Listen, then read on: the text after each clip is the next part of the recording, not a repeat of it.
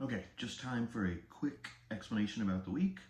Don't forget, my name is Chad Wilson, and this is the video for October 5th of ENGI 2304.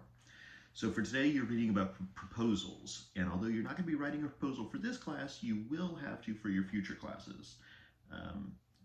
Probably at least for your senior design class, where if you're taking a 2-semester sequence, you're going to have to write a proposal during the first semester, determine your specifications, determine your work product, and then during the second semester actually complete the design, and test the results of that work product.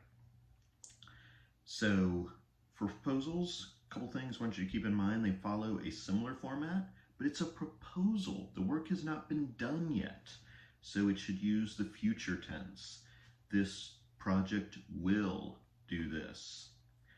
Sometimes it can use the present tense, as in this project documents or this project tests, but the future tense seems to be the preferred. I would also say that one of the most important parts that people tend to skip with proposals is the background or the problem, and it's the same for the recommendation report or for any final report as well. You don't want to skip that background section. It's very important that the reader understands the problem that you're trying to solve. If we understand the importance of the background, then we will understand why your result is important. Don't skip that step. Okay, so that's really it for proposals. Other things keep in mind are you do want to have a table of costs. You do want to have a Gantt chart, which will be your timeline. I think you all should start looking up Gantt charts. We're not going to make one in this class, but you will have to for future classes. So that is proposals. You're also going to be completing assignment 10 of your Conventions of Engineering Documents of Peer-Reviewed Articles. Assignment 10 asks you to look at the references. Now, it's asking for a paragraph, but don't think of this as just answering a list of questions. Remember, guideline number 1 is, for technical writing, is say more about less. Guideline number 2 is, if you bring it up, you have to explain it. So here I'm asking you questions. That means you're bringing it up. That means you have to explain it. Do not merely answer the questions. Do not be content to just say, authors use references mainly in the methodology section. That's not enough. Explain. Where in the methodology? Why is it there? How many did they use in the articles you looked at? What's the percentage difference? So look at where they're using them in specific sections, and look at how and why they're using them.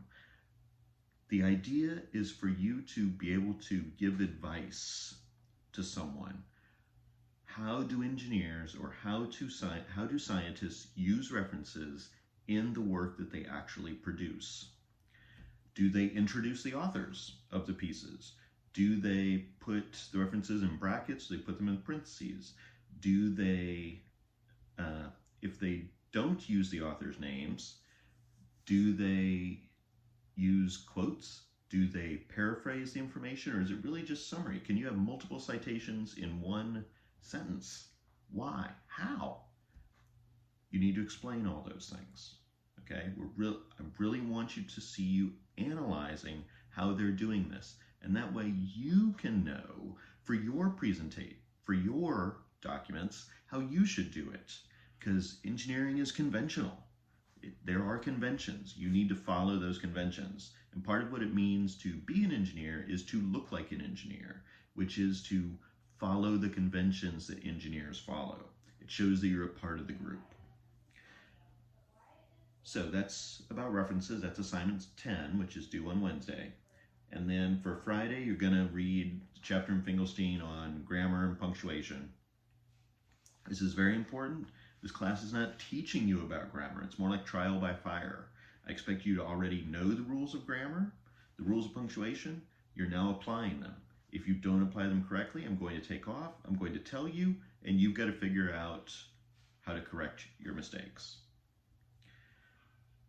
And then next week, it's going to be the library finding information packet that's already available on Blackboard. And you will actually start writing the recommendation report. So good luck. I'll see you in a few.